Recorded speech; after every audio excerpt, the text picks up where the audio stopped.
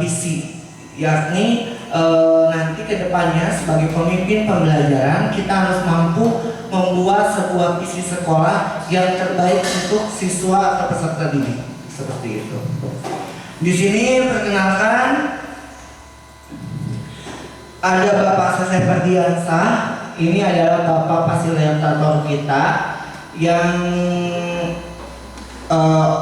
beliau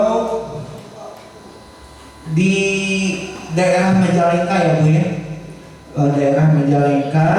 Jadi setiap Jun dua kali dalam 1 bulan bersama Bapak Sese Ferdiansah.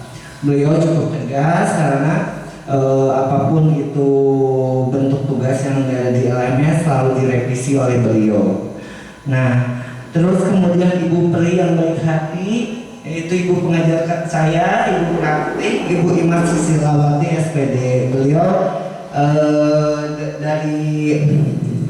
jadi tadi ada sosok yang tegas dan ini adalah sosok yang mengayomi bagi kami karena segala apapun saya selalu curhat dengan beliau.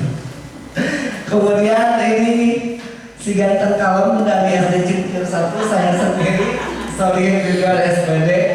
Saya tidak menyangka satu proses sampai sini karena saya yang masih kurang jiwa leadershipnya, masih banyak kekurangan yang saya miliki. Akhirnya saya bisa mencapai sebagai guru penggerak, calon guru penggerak angkatan 8. Nah, baik kita langsung saja di modul 1.3 ini yang menjadi tujuan pembelajaran khusus adalah CGP mampu berlatih menerapkan paradigma inquiry apresiatif untuk mengidentifikasi potensi diri dan membuat kalimat perkasa perubahannya seperti apa. Kemudian CGP juga berlatih untuk menyusun tahapan bagja menurut kalimat prakasa perubahan diri yang telah dibuat untuk kekuatan yang kemudian dijalankan. Seperti itu.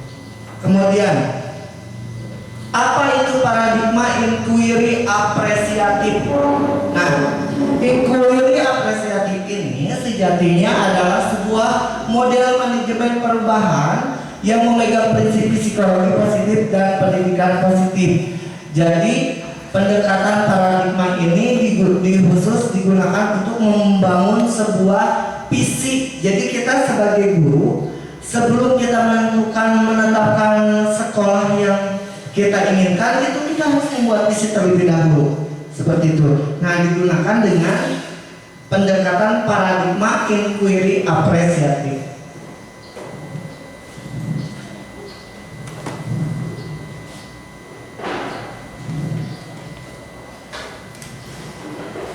Nah, ini adalah bagja.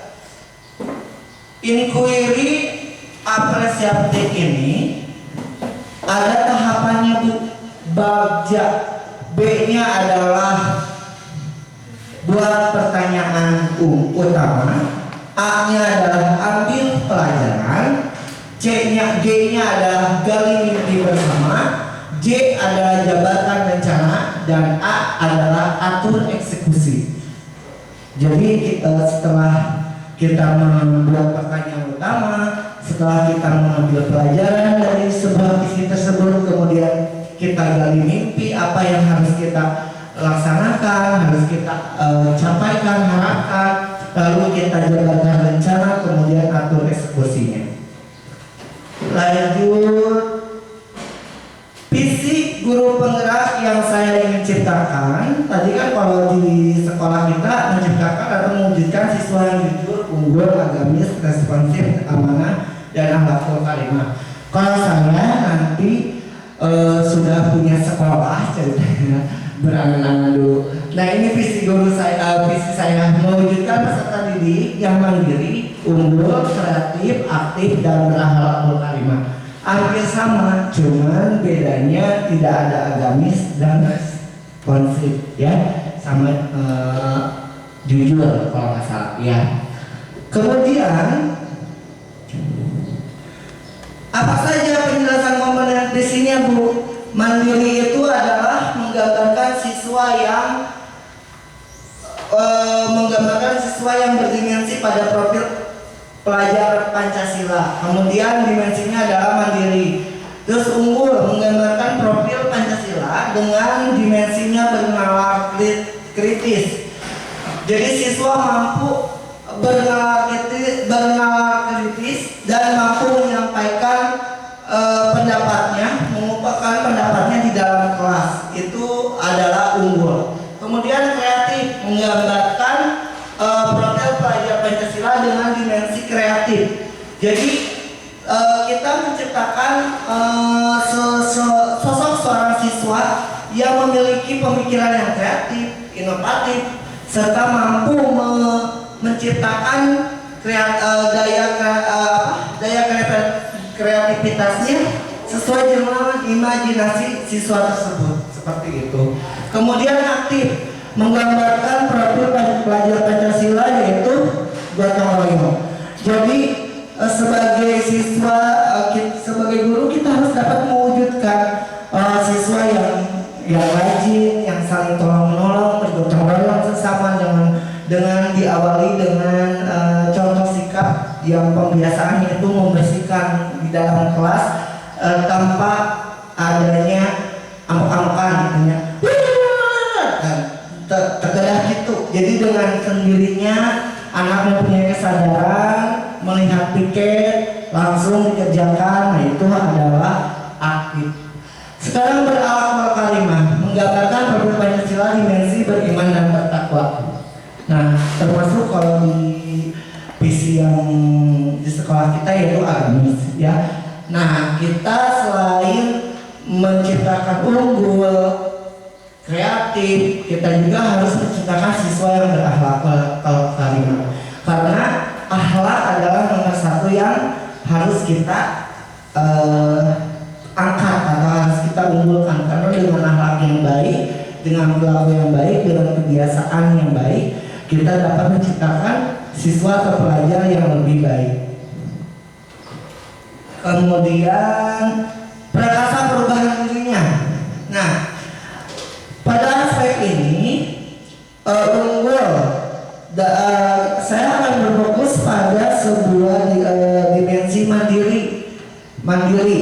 Karena mandiri itu berarti siswa mampu melaksanakan atau kegiatan secara mandiri, tidak sendiri tanpa ada bantuan dari orang lain, jadi mandiri gitu.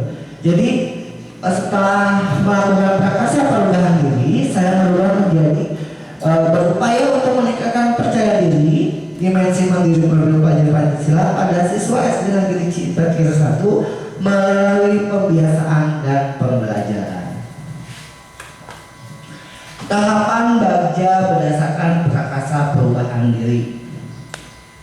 Nah, ini Ibu, ini adalah contoh tahapan Bagja. Jadi tahapan Bagja itu Ibu ya, upamanya di CGP mah modul ieu teh modul panglirna.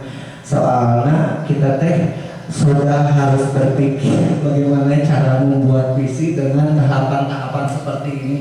Kebayangkan kita menganalisa sebuah visi dari satu visi menjadi sebuah pertanyaan-pertanyaan pada kolom Bagja. Pertama, buat pertanyaan utama. Pertanyaan utamanya adalah bagaimana cara kita agar dapat meningkatkan rasa percaya diri untuk tampil di depan kelas. Jadi saya fokusnya sikap mandiri itu yaitu percaya diri terhadap siswa untuk melatih kepercayaan diri gitu. Kedua, mengapa siswa tidak memiliki percaya diri untuk tampil di depan kelas? Nah ini adalah pertanyaan dari Bagja. Kemudian daftar atau tindakan yang dilakukan. 1. Memberikan motivasi dan semangat pada murid agar lebih percaya diri.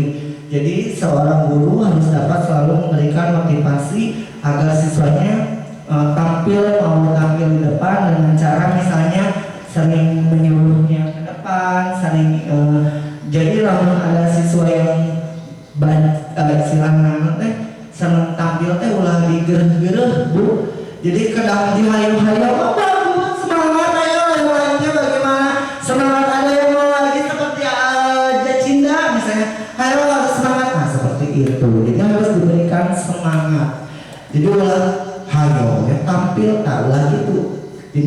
jadi bahasa seperti itu akan mendorongkan sikap dari siswa tersebut untuk lebih percaya diri. Kemudian memberikan pengetahuan mengenai manfaat ketika kita memiliki percaya diri. Jadi manfaatnya dengan percaya diri seperti apa sih manfaatnya? Kita bicara kepada siswa. Kenapa sih kita harus percaya diri, nak? Ya, nanti dijabarkan sama ibu, karena dengan percaya diri kita bisa menambah teman, kita menambah relasi, kita semakin dalam menyampaikan sebuah pendapat lebih diterima seperti itu. Lalu berdiskusi dan berkolaborasi dengan kepala sekolah dan dengan guru. Betul, karena dengan sesuatu yang harus kita lakukan itu harus dengan diskusi, harus dengan komunikasi antara rekan bekerja dan guru dan kepala sekolah. Karena itu sangat pentingnya berkolaborasi, itu sangatlah penting. Kemudian mencari informasi mengenai cara untuk meningkatkan rasa percaya diri. Nah, jika ada siswa yang tidak percaya diri, maka kita harus meningkatkan dengan cara mencari informasi di internet atau di mana saja, di artikel yang bisa memberikan tips-tips pada siswa tersebut agar muncul rasa percaya dirinya. Kemudian ambil pelajaran. Siapa orang yang telah berhasil meningkatkan rasa percaya diri? Nah, bagaimana cara siswa tersebut dapat meningkatkan percaya diri? Aktivitas apa saja yang dapat meningkatkan rasa percaya diri? Lalu situasi seperti apa yang dapat menumbuhkan rasa percaya diri pada siswa? Kemudian keterampilan apa yang harus dimiliki oleh siswa? Nah, itu adalah suatu pertanyaan-pertanyaan yang timbul ketika kita membuat sebuah visi, yakni untuk mewujudkan siswa yang mandiri seperti itu. Lalu daftar tindakan atau penyelidikannya adalah mencari tahu tips atau solusi dalam menerapkan rasa percaya diri itu apa, lalu bagaimana cara pengalaman pada menggali sebuah pengalaman pada siswa yang berhasil dapat menumbuhkan percaya diri. Misalnya Keke sudah percaya diri, tapi bagaimana cara orang itu menggali potensi Keke tersebut untuk dapat dilakukan pada temannya, seperti itu mungkin. Kemudian mengidentifikasi keterampilan seorang guru untuk meningkatkan kepercayaan diri. Jadi ketika kita meningkatkan kepercayaan diri sebuah murid kita juga harus dilatih dulu. Sebagai guru harus memiliki keterampilan gitu. Lanjut, sekarang adalah gali mimpi. Kebiasaan apa yang saya lakukan setelah percaya diri saya meningkat? Bagaimana tanggapanmu ketika orang lain sudah dapat menumbuhkan rasa percaya diri? Hal apa saja yang dapat menumbuhkan sikap rasa percaya diri? Apakah rasa percaya diri akan timbul kepada semua murid saya di kelas? Nah, ini adalah pertanyaan. Kenapa harus atau dilakukan? Apa pentingnya rasa percaya diri yang tumbuh pada siswa kita? Kemudian bagaimana daftar atau tindakan untuk menjawab pertanyaan? Dengan cara membuat media pembelajaran yang menarik, yang menumbuhkan peserta lebih aktif di dalam kelas. Kemudian memperhatikan kegiatan-kegiatan yang menumbuhkan rasa percaya diri. Lalu guru selalu melibatkan siswa dalam setiap proses pembelajarannya. Jabarkan rencana. Apakah langkah awal untuk dapat meningkatkan rasa percaya diri? Berapa lama atau target yang akan ditempuh?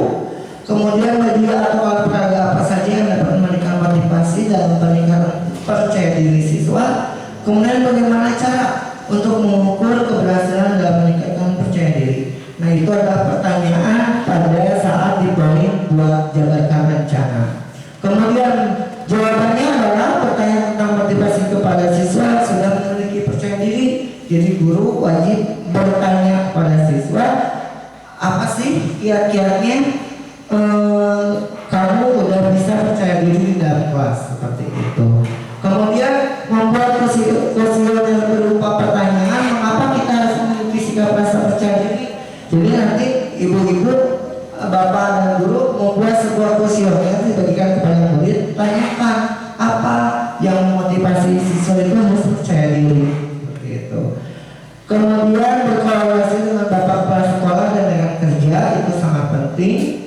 Kemudian memberikan apresiasi kepada siswa yang sudah tampil dengan rasa percaya diri. Itu kembali lagi karena ketika siswa itu berani tampil di depan, berani menjawab walaupun salah, itu harus diberikan apresiasi yang luar biasa dari seorang guru. Jangan salah kamu mah, udah depan teola, jangan ada kata-kata gitu. Jangan harus tetap wah bagus keren. Nah seperti itu. Jadi siswa harus ditimbulkan terus rasa percaya dirinya. Dan terakhir adalah atur eksekusi. Siapa yang berperan dalam melibatkan penyusunan rencana peningkatan rasa percaya diri? Kapan rencana peningkatan rasa percaya diri yang akan dimulai? Bagaimana cara kebiasaan menumbuhkan rasa percaya diri? Kemudian bagaimana menindaklanjuti untuk membudayakan sikap percaya diri? Nah, jadi perannya siapa saja ya? Perannya kita sebagai guru, kemudian kepala sekolah menyusun sebuah strategi bagaimana cara meningkatkan rasa percaya diri siswa. Kemudian menyiapkan wadah untuk mengekspresikan diri seperti mading, membuat agar siswa mau berkreasi dan berimajinasi dengan bentuk tulisan, gambar dan lainnya. Lalu membiasakan budaya positif tentang saling menghormati dan menghargai terkait proses peningkatan percaya diri. Nah itu ibu-ibu sama bapak-bapak, bahwa ketika kita membuat sebuah visi, dalam sekolah yang harus kita lakukan adalah menggunakan dengan tahapan bagja. Karena tahapan bagja ini seperti yang dikatakan oleh Bapak fasilitator kita adalah ilmu yang jarang disampaikan kecuali di dunia pendidikan, termasuk di guru penggerak. Jadi ketika kita melaksanakan sebuah paradigma inquiry apresiatif ini, maka tahapan bagja akan menyusun rencana sebuah perumusan dari visi. Terima kasih, mungkin itu yang saya sampaikan. Pandangan hari ini kemarin sudah menjadi mimpi dan esok hari hanyalah sebuah visi, tetapi hari ini sungguh nyata jadikan mimpi kemarin sebagai mimpi kebahagiaan dan setiap hari esok sebagai visi harapan. Alexander Pope 88744. Nah sekarang saya akan membagikan kertas. Nanti ibu-ibu atau bapak untuk mengisi pertanyaan